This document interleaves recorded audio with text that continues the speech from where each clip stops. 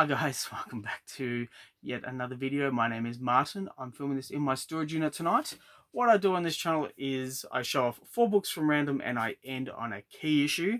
I've been showing off a lot of Aquaman comics in the last few videos because we're days away from the Aquaman sequel coming out.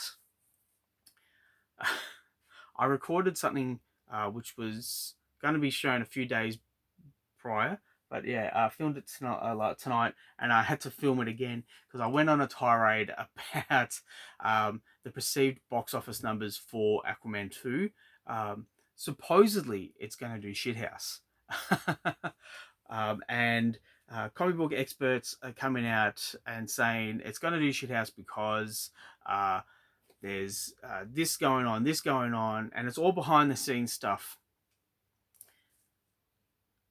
I don't think that's going to be the case. I think it's going to do huge. And the reason why I think that is because this year we've had some really shitty movies. Just dull, boring movies. Even Mission Impossible was a dull and boring movie. It was too bloody long and it was just a whole lot of talking heads. There was one stunt scene which was okay. But yeah, oh my god, dull as shit. And I went and saw Napoleon. I talked about this in the previous video. I went and saw Napoleon thinking it was going to be big and great.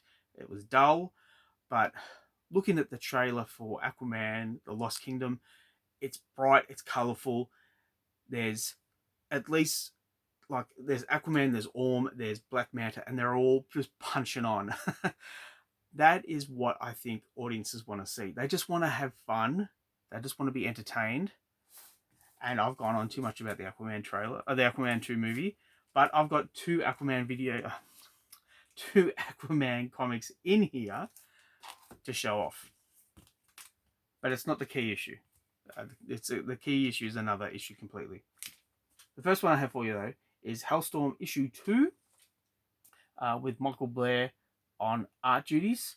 I didn't know what to think of this, and I've got the first issue, and obviously this is the second issue. I didn't buy anything else of it. Maybe I should go through and see if I can find the rest of the series. I don't imagine it would cost a lot. There's not a big call for this series. Maybe if there was some casting announcements or he was appearing in another book and it kind of brought his popularity back up, maybe people might want to read this. But look, visually it looks very, very interesting. So this is Hellstorm, Prince of Lies, issue 2.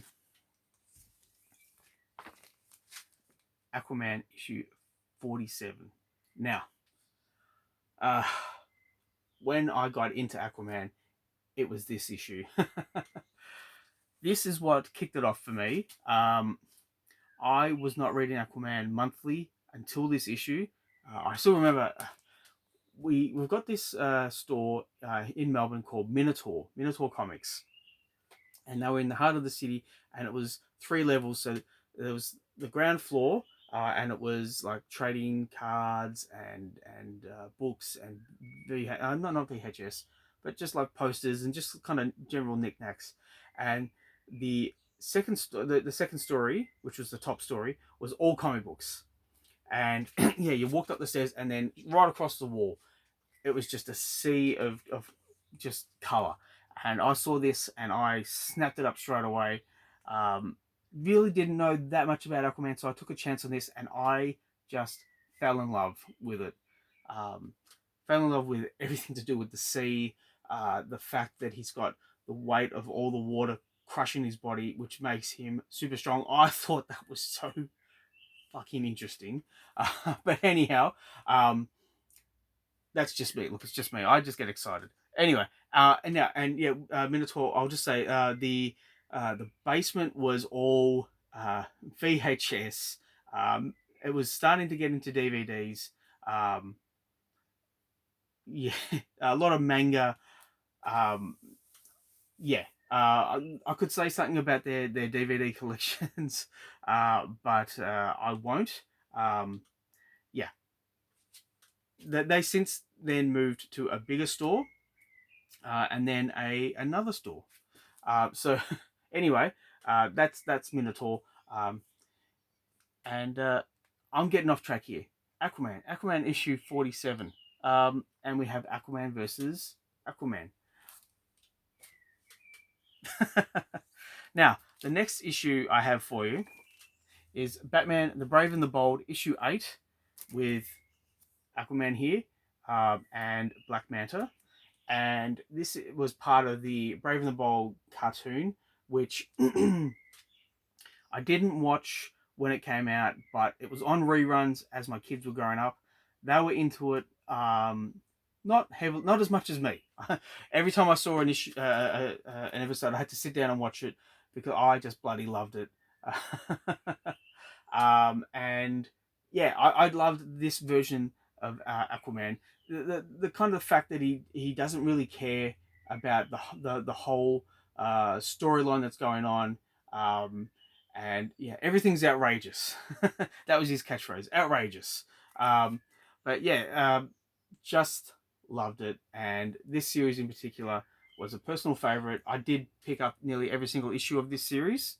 And yeah, just a great read. Now, the key issue for this video is Wonder Woman. It's Wonder Woman 127. Oh, sorry, 127. 126. Now, I can't remember if I've shown this in a previous video, but if not, I'll tell you the backstory about what makes this a key issue. This issue came out like a week or 2 weeks before the unfortunate death of Princess Diana. And we have Wonder Woman going missing, presumed dead. And she's also Princess Diana. So we have a world without Wonder Woman, and Diana, Princess of Themyscira, struck down. I won't go into the particulars about Princess Di and her unfortunate passing, but I'm sure you could Google it if you really wanted to.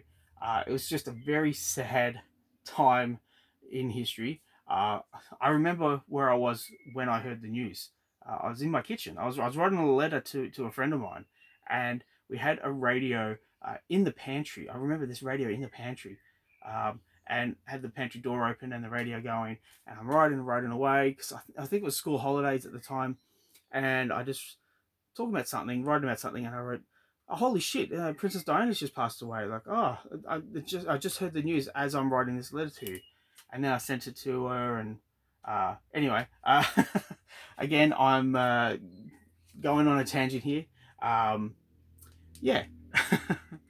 Now, I didn't have this issue when it came out, and it was through like a comic book website. We're talking about how comics affected how comics were affected by real life events, and this was one of the talking points. So I was keen to track it down, and thanks to my comic shop, I was able to do so. I read it. It's part of the John Byrne era, so I've gone back and read a lot of the John Byrne era for Wonder Woman, and it's a lot of fun, I have to say.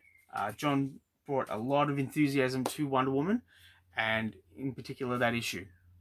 It's just unfortunate that a world event happened that kind of coincided with what was going on in Wonder Woman. Okay, hopefully that didn't bring you guys down. Hopefully you've enjoyed this video. Please let me know what you think in the comments down below. Please like and subscribe. I really do appreciate it. I've got a few ideas of what I'm going to film next. I've got some big books arriving hopefully this week. It's the week before Christmas, so I'm not too confident on the postal service because they are under the pump right now, delivering packages to everyone around the world. So if it's going to be this week or even into the new year, it just is what it is. Yeah, okay. But yeah, getting back to that. When these books arrive, particularly one book, when they arrive, I'm going to show them off. There's a book arriving from from Massachusetts by my good friend Mike at Lunch Money Comics. He's arranged this huge book. I cannot believe I'm getting this book. I'm so fucking excited. And yes, I have to swear, it's apt. Once you see this book, there's a reason why I swore. And I've got a big story about this book. I might piss someone off when I tell you the story, but I'll wait until it arrives before I tell you. All right, guys. Thanks for sticking with me. I'll catch you the next one. Bye.